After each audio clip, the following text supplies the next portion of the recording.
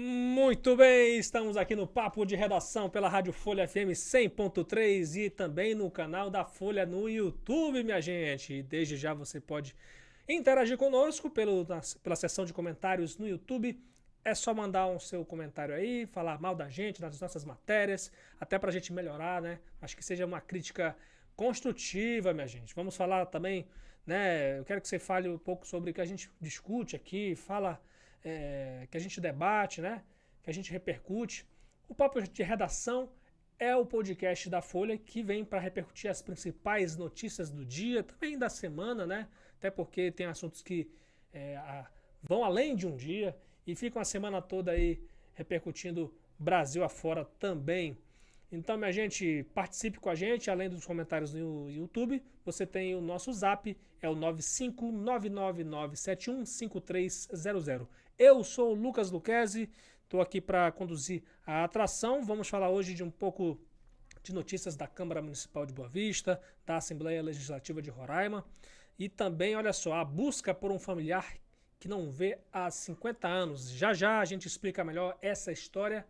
Mas antes, minha gente, olha só, hoje, ao longo do dia, foi muito falado, questionado, debatido, criticado um estudo que constatou que os peixes de Roraima tiveram o pior índice de contaminação por mercúrio na Amazônia. Para isso eu trouxe o Vinícius Gonçalves, o nosso repórter aqui do Grupo Folha de Comunicação, que vai trazer para a gente essa pesquisa. Queria saber, Vinícius, qual foi a porcentagem que foi encontrada de mercúrio nos peixes de Roraima aqui? E eu, pelo que eu tive acesso à pesquisa, ela deixa meio subentendida de onde que vem esses peixes, né? Questão de rios, né? Que são contaminados pelo garimpo ilegal. Fala pra gente a questão da porcentagem, né?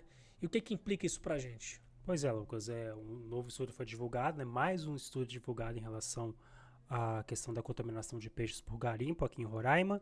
E esse novo estudo foi divulgado hoje, envolvendo aí 6 estados e 17 municípios da Amazônia, envolvendo aí Roraima, o estado de Roraima e o município de Boa Vista. E Roraima registrou o pior índice entre todos os estados analisados. De acordo com esse estudo, 40% dos peixes em Roraima estão com mercúrio acima do permitido, né, acima do recomendado por instituições ambientais. Certo. E qual foi a instituição que fez esse estudo? Pois é, foram uma série de pesquisadores, né, da Fiocruz, né, da Universidade Federal do Oeste do Pará e de entidades ambientais. A gente está falando do Instituto Socioambiental, WWF Brasil. Em conjunto, eles analisaram peixes ali de várias cidades amazônicas para constatar realmente em que pé estava, né, o nível de mercúrio, né, dentro desses peixes e também a ingestão desses animais aí pela população ribeirinha e pela população das capitais. Entendi. Então é uma contaminação por mercúrio que indica a questão da ação grave do garimpo ilegal, né, Vinícius? Esses últimos anos, principalmente, a gente tem visto muito essa questão. Agora também o governo federal agora está tentando, né, combater o garimpo ilegal, né? Ainda existe muita resistência por parte de alguns grupos que resistem ficar lá no garimpo.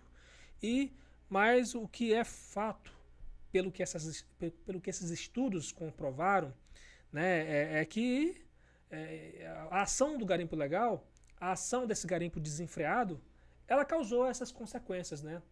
Contaminação dos rios, das nossas águas, né? Destruição do meio ambiente.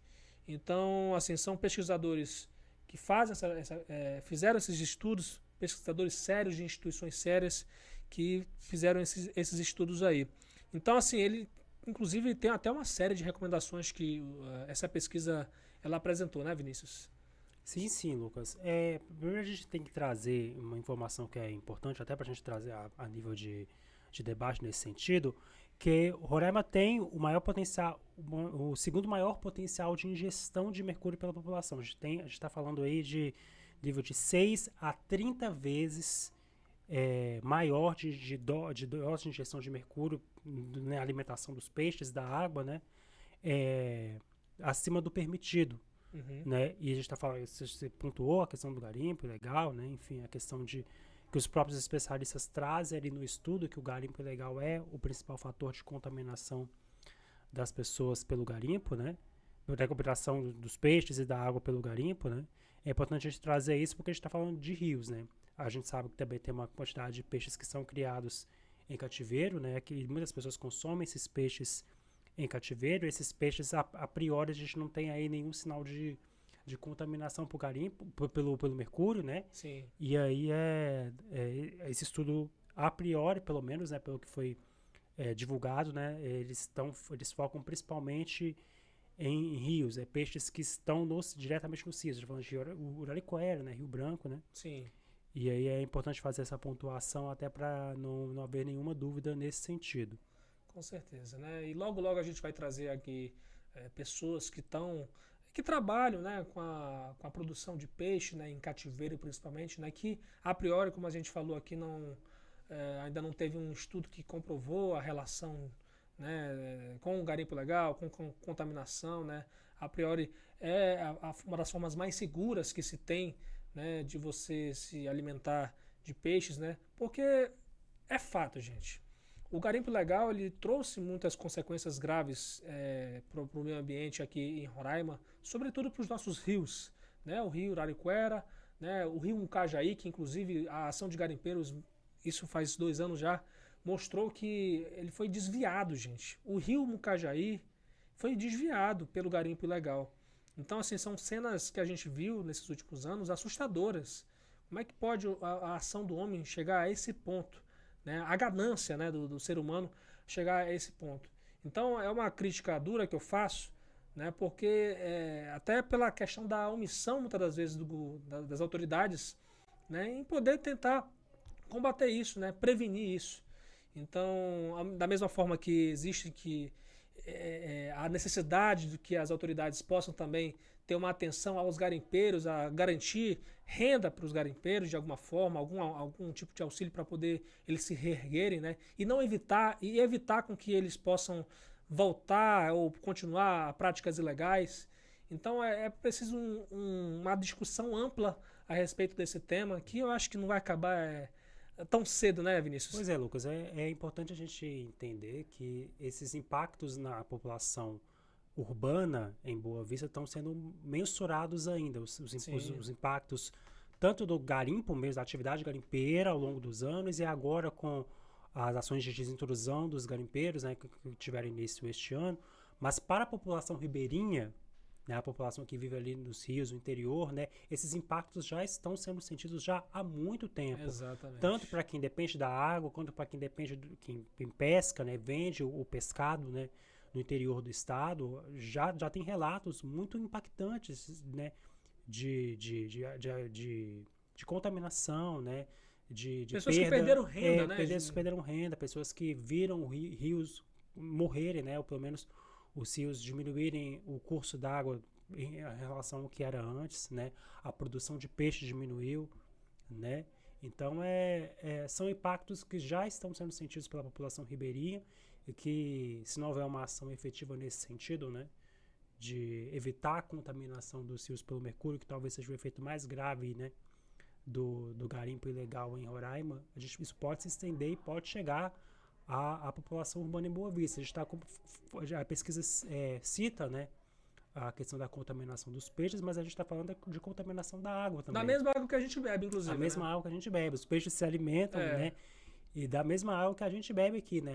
O abastecimento em Boa Vista é feito diretamente, né? Do Rio Branco. A água é extraída, não, o abastecimento é drenado, né, do Rio Branco, né, para chegar até as casas de Boa Vista. Então é um assunto sensível para a gente, que precisa ser discutido, né? Para além da questão do garimpo ilegal, né, dessa questão de proibir ou não o garimpo ilegal. Mas é preciso, de fato, uma política pública em meio ambiente mais efetiva nesse sentido, até para garantir esses recursos, né? Porque o peixe, dá para a gente viver sem peixe, né? Por mais que seja muito ruim, eu particularmente gosto muito de peixe, dá para a gente viver sem peixe, mas não dá para a gente viver sem água.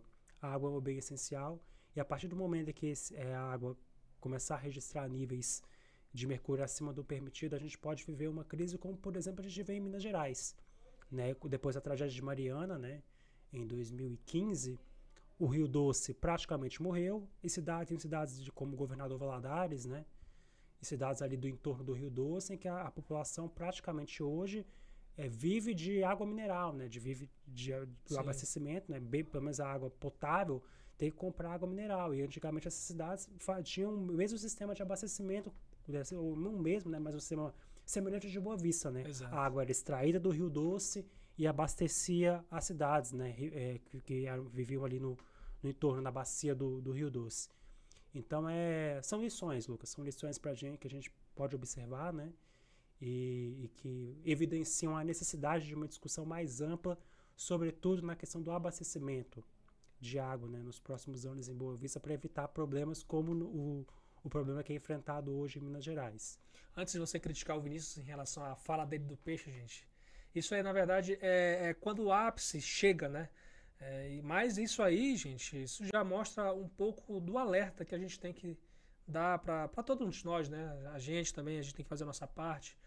Porque, veja bem, tem gente que critica tanto o garimpo ilegal, mas o que você faz para poder... O que a gente faz para poder com que plásticos, né, com que lixo seja evitado de jogar na natureza, né, seja jogado nos nossos rios e igarapés? O que a gente faz? Então, isso é um recado para todo mundo, a gente tomar uma iniciativa e a gente fazer a diferença nesse mundo, gente.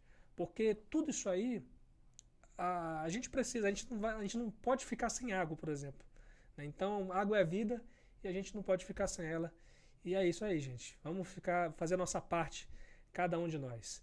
Muito obrigado, Vinícius, pela sua participação e volte sempre aqui no Papo de Redação. Vamos falar de política, né? Eu acompanhei um pouco aí do que está rolando na Câmara Municipal, na Assembleia Legislativa de Roraima.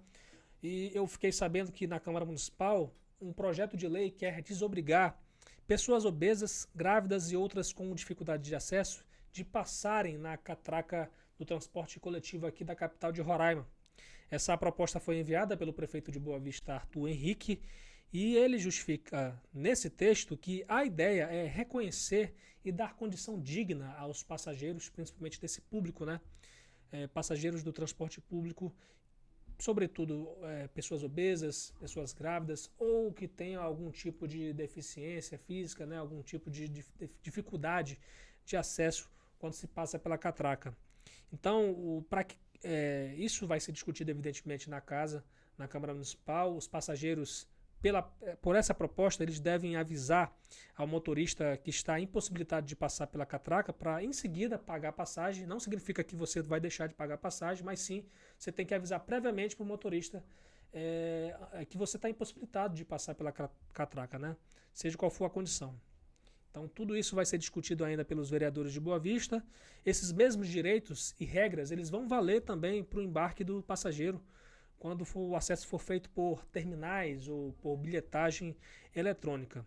Vale lembrar que esse projeto foi lido hoje na Câmara Municipal, e então esse é o primeiro passo para que a tramitação dessa proposta aconteça entre os vereadores. E na Assembleia, hoje a sessão acabou mais cedo, não teve quórum para poder analisar alguns projetos. Alguns deputados estão fora do estado, lá no Acre, para compromissos do Parlamento Amazônico. A sessão começou a ser presidida pelo primeiro vice-presidente Marcelo Cabral e terminou com o Chico Mozart, o deputado, anunciando o término da sessão, dando essa justificativa de que os deputados estão fora do estado. E um dos PLs, dos projetos de lei que estavam na pauta, né, era o que estava propondo a criação da Secretaria Estadual de Licitação e a extinção da Comissão Permanente de Licitação do Governo do Estado. Né, o governo Denário ele quer centralizar todos os processos licitatórios em uma pasta só e justifica essa criação porque pretende atender à nova lei de licitações. Então, resta a gente acompanhar também a discussão desse projeto, que foi adiada, inclusive, essa pauta para a sessão de amanhã. E agora quero falar de uma história de vida, minha gente. Essa história aqui é muito boa e eu quero acompanhá-la. Eu trouxe aqui a Dina Vieira, a minha colega de redação, editora-chefe do nosso grupo Folha de Comunicação, que vai falar o seguinte, né? Uma mulher que procura pelo irmão já há mais de 50 anos, né?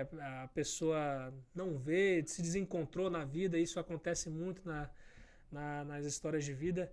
E eu quero que você conte pra gente que história é essa, quais são os personagens principais. Seja bem-vindo ao Papo de Redação, Dina. Olá, Lucas, obrigado. É isso mesmo, né? A história da dona Rita Pereira dos Santos, que está aí procurando o irmão dela, o seu Luiz Pereira dos Santos. A dona Rita contou pra gente que eles são todos naturais do Piauí, da cidade de São Miguel. Uhum. Então, há muitos anos atrás, há 50 anos atrás, né, a família, por dificuldades financeiras, a família acabou, né, se desencontrando, né? Alguns filhos foram para outros lugares. Hoje ela mora em Goiás, né? E foi a partir daí, ela, com um amigo dela da igreja, o Pedro, entrou em contato com a gente, porque ele já tinha feito algum levantamento na internet. A dona Rita, ela quer unir a família dela, então ela já foi atrás de alguns irmãos, ela já encontrou 3 desses irmãos, né? E ela está agora em busca do seu Luiz Pereira, que provavelmente está aqui em Boa Vista. Legal. E agora entra a questão dos bastidores, né? Da apuração, né? Como é que a gente vai chegar a essa pessoa, né? Eu vou te perguntar se você já conseguiu achar essa pessoa e, se não, né? O que você fez aí para poder tentar buscar o seu Luiz? A gente ainda não encontrou o seu Luiz, né? Mas a gente decidiu já publicar a matéria para ver se alguém nos ajuda. Ontem a gente, né, depois que o Pedro entrou em contato, passou todas as informações que ele tinha, alguns endereços que eles conseguiram, né? Que ele trabalhou em uma cerâmica, a Cerâmica Salles. E aí passou esse endereço, nós fomos atrás, né, no bairro 13 de Setembro. Quando a gente chegou lá, já não é mais Cerâmica Salles. Fomos informados que há algum tempo deixou de existir. Sim. E não tem mais em lugar nenhum. A gente conseguiu um contato com o filho de um proprietário, porque o que era proprietário já faleceu. Mas a gente ainda não conseguiu falar com ele. E nos outros endereços, fomos no Centenário, fomos no Nova Cidade. Em nenhum desses endereços a gente obteve sucesso, né? Um desses endereços virou um estacionamento, então pode ser que ele tenha morado lá, mas hoje não, é um estacionamento de um supermercado. Então eu falei, não, então vamos fazer a matéria e pedir ajuda para que as pessoas que conheçam, né, o seu Luiz Pereira. Então, nessa matéria a gente colocou o nome da mãe, né, como ela era conhecida, o apelido de um irmão, para que ele leia e possa se identificar como sendo o seu Luiz, porque na época ele tinha 9 anos de idade, né? Sim, entendi. Olha, gente, eu vou compartilhar aqui. Vou até quebrar um pouco o protocolo, porque essa história ela me comove, porque eu sou um filho adotivo, gente. Eu sou filho adotivo, sou muito amado pela minha mãe, né? Mas a minha mãe biológica, ela teve eu e acho que mais dois irmãos. Mais 3 irmãos, na verdade. E assim, eu já conheci, né, 2 dos irmãos, né, meus, e uma irmã minha, eu não tinha até então notícia dela. Isso já mais de 20 anos. E eu acho muito interessante a questão da internet, cara. Porque, veja bem, a internet foi uma das maiores invenções que o ser humano pôde fazer. Porque a gente coloca lá no Google, né, ou em alguma rede social, o nome da pessoa, e aí a gente começa a juntar as pistas, né? Imagina como é que era antigamente para a gente poder fazer essa busca por pessoas desaparecidas, né, Dina? Acho que é por isso que muita gente está desaparecida, assim, longe da família até hoje, e que hoje consegue, né? Antigamente era um pouco mais difícil de fazer essa comunicação. Eu só via isso em programas de televisão, né? O pessoal, nossa, como é que... Eu fico curioso para saber como é que ele fazia antigamente. Mas assim, e aí concluindo a história, uma hora eu vou ter a oportunidade de falar mais aprofundadamente, né? Mas essa minha irmã que fazia 20 anos que eu não tinha nem notícia, né? Eu era pequeno, tinha 2 anos de idade, e 20 anos depois, e isso ela me contando depois de 3 anos no Facebook, buscando por pistas, ela não sabia nem que eu existia, né?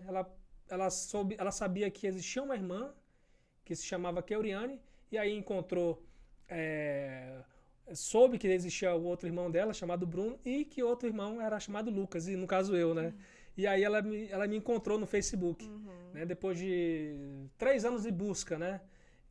E é muito interessante, né? Por isso que a questão da internet, a internet é muito importante nessa busca, e eu espero que a gente possa ter um desfecho positivo, né? A gente está bem empolgado, né, para acompanhar essa história, que a gente já teve uma história parecida, só que foi um filho em busca da mãe, né? E a gente conseguiu promover o encontro deles, né? Eles se reencontraram, a gente acompanhou até a parte que eles já estavam se falando por telefone, fazendo videochamada, a gente não conseguiu, é o momento deles quando se viram presencialmente, mas a gente tinha um filho que estava em Manaus e a mãe a gente localizou no Cantar, Sim. né? Então, assim, é legal acompanhar essas histórias, é empolgante, então a gente já está assim, se empolgando para que seu Luiz apareça e encontre a família. Eu tenho certeza que vai aparecer logo, né? Vai aparecer logo com certeza.